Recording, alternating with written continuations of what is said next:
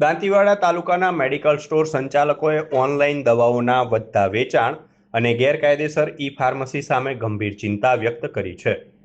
સમગ્ર દાંતીવાડા તાલુકા chemist association દ્વારા દાંતીવાડા મામલતદાર કચેરી ખાતે લેખિત રજૂઆત કરી સરકાર સુધી આ મુદ્દો પહોંચાડવાની માંગ કરવામાં આવી છે.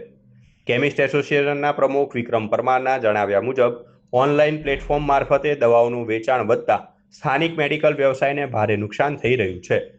એસોસિએશને સરકાર સમક્ષ વિવિધ માંગણીઓ મૂકી છે, જેમાં ઓનલાઈન દવાઓનું વેચાણ સંપૂર્ણ બંધ કરવું, કોરોના સમય દરમિયાન અપાયેલી છૂટ રદ કરવી, કોર્પોરેટ કંપનીઓ દ્વારા અપાતા ભારે ડિસ્કાઉન્ટ પર પ્રતિબંધ મૂકવો અને ગેરકાયદેસર ઈ-ફાર્મસી સામે કડક કાર્યવાહી કરવાની માંગ સામેલ છે.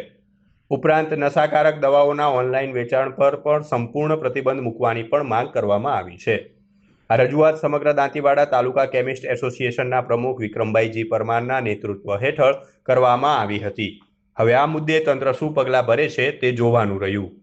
ઓલ ઇન્ડિયા કેમિસ્ટ એસોસિએશન દ્વારા આજે જે ઓનલાઈન દવાના વિરોધમાં ભારત દેશની અંદર જે બંધનું એલાન આપેલું હતું એ અન્વયે આપણે દાંતીવાડા તાલુકાના તમામ કેમિસ્ટ મિત્રોએ પોતાની દુકાનો બંધ રાખીને અને જાહેર વિરોધ દર્શાવેલ છે ઓનલાઈન દવાઓની વિરોધમાં.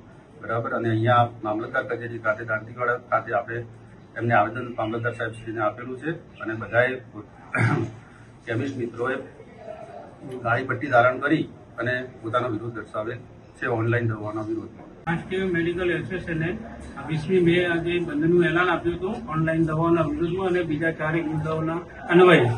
તો આજે દાંતીવાડા તાલુકા મેડિકલ એસોસિએશને કાળી પટ્ટી ધારણ કરી વિરોધ દર્શાવે છે અને મામલતદાર શ્રી દાંતીવાડાને આવેદનપત્ર આપી અને અમારો રોષ વ્યક્ત કર્યો. કયા મુદ્દા ઉપર વિરોધ કરવામાં આવ્યો?